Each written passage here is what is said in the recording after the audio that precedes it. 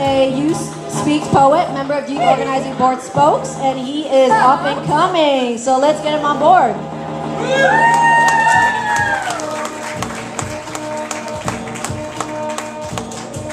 How's everyone doing today?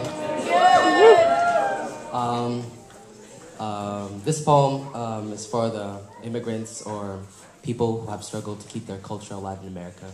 And I performed this piece in Youth Speaks event, MLK, Bringing the Noise.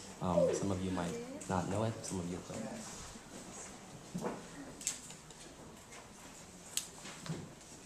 Miss Philippines, this is your question. As an international ambassador, do you believe that speaking English should be a prerequisite for Miss Universe 2012? But before you answer this question, I want you to know my mother had her ears wide open listening to the sound of your revolution.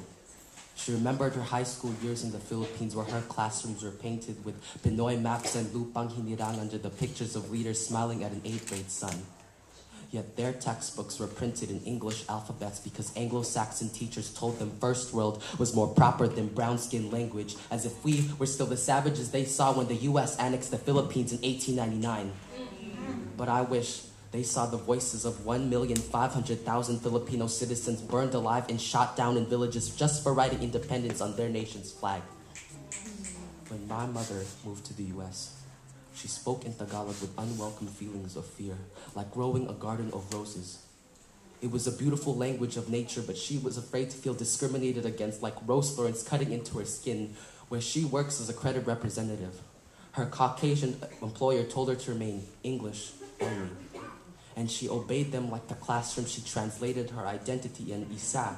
Bernadette, I need to see you in my office. Dalawa, you need to stop speaking Tagalog. Apat, it isn't appropriate. Lima, this is your only warning. They made her kneel down to the soil to uproot her own roses, all because their ignorant ears told them she was spreading rumors in lumpia skin dialects. But let me tell you this, Mom. Ako'y bigo dahil hindi ka marunong tumayo sa sariling paa.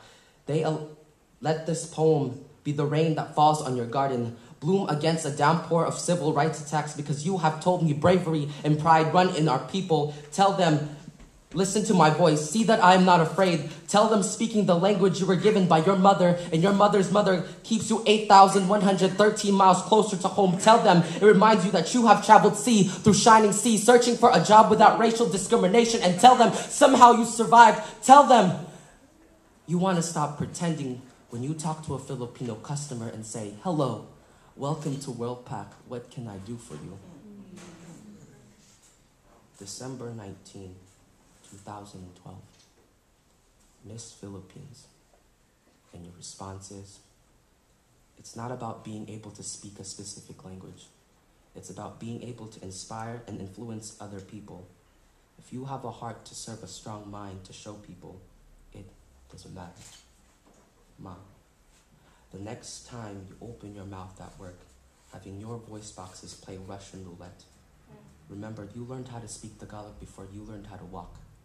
Know that you are cutting your stem short if you erode away a familiar diaphragm that you grew up with, because a flower is only beautiful when it stretches out from the ground to blossom. So the next time someone tells you to stop speaking Tagalog because they hear some primitive noise in the back of their ears, have the mantras of Miss Philippines let you stand tall like her. Wear your crown proudly. Grab your bouquet of tongue-colored roses and smile, and show them the beauty of your language. Maka-Diyos, maka-tao, maka-kalikasan at makabansa, for God, people, nature, and country. Thank you.